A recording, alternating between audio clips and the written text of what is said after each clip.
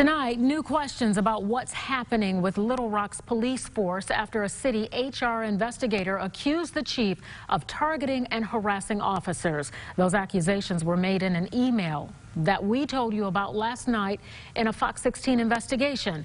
Our Susan L. Corey joins us now. Susan, any word from City Hall? Well, things are pretty locked up. The mayor, city manager, and police chief all aren't talking.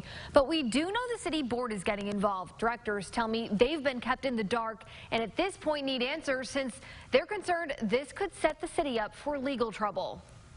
Racial discrimination, hostile working conditions, and retaliation. That's how this email from an HR investigator describes the actions of Little Rock Police Chief Keith Humphrey when he fired Officer David Maddox, accusing him of untruthfulness. Why hasn't this been acted on by the mayor?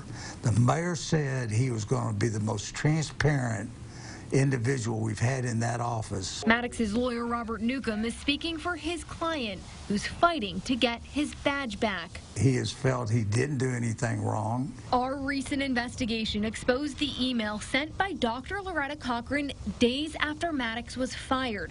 Cochran was hired in December 2020 to look into allegations of wrongdoing at LRPD. She finished her report this year in June and gave it to city manager Bruce Moore, findings which have been kept confidential. Then last month, Maddox was fired.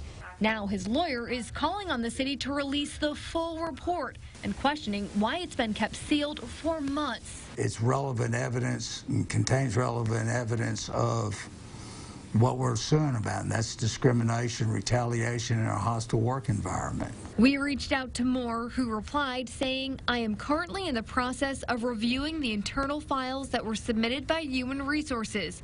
He then added it would be inappropriate to comment.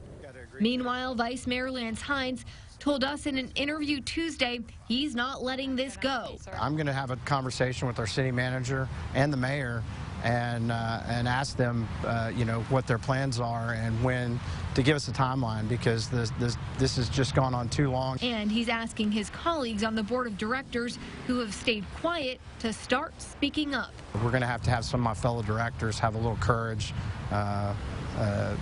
and stand up for what's right. Hines has told me that he's now pushing for the police chief to be put on administrative leave, at least until the city manager and mayor have made a final decision on what was found in the HR investigation. Back to you.